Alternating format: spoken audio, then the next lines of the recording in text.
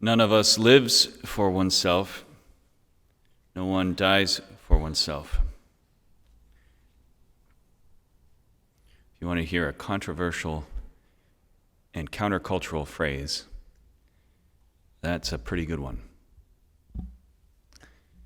Just the idea of not living for yourself, of belonging to God, and really of your life not being directed by your own agenda, but by the agenda of another.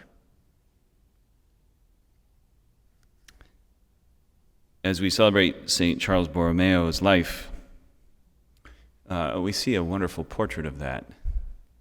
He was a man who was born into a very wealthy family and had great privilege that was available to him.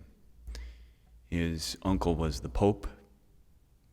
His family had titles and money. He was kind of given this ecclesiastical, really cushy job. And in that time, the church had become so worldly that it would been very easy for him to serve his own needs, to use the church for his own purposes. And yet, from the very outset, he lived an austere life. And he became known as a reformer from very, very young, and began reforming when his uncle brought him first to Rome, made him a cardinal at a very young age. And then as he was eventually assigned to Milan, he became the archbishop of one of the largest Italian diocese at the time, 3,000 priests when he became the archbishop of Milan, 800,000 people. But the selling of indulgences was prevalent, and the clergy were considered ill-formed and lazy. He established seminaries. He required discipline. Even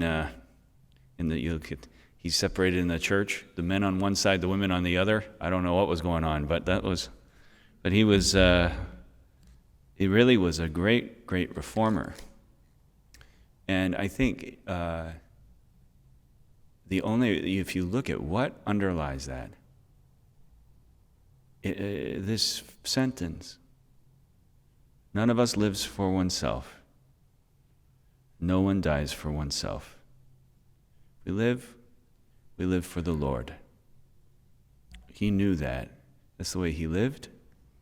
And so let us ask the Lord, let us ask for St. Charles' intercession to help us each to really deeply see ourselves in that way of working for God, serving his mission, not our own, but his.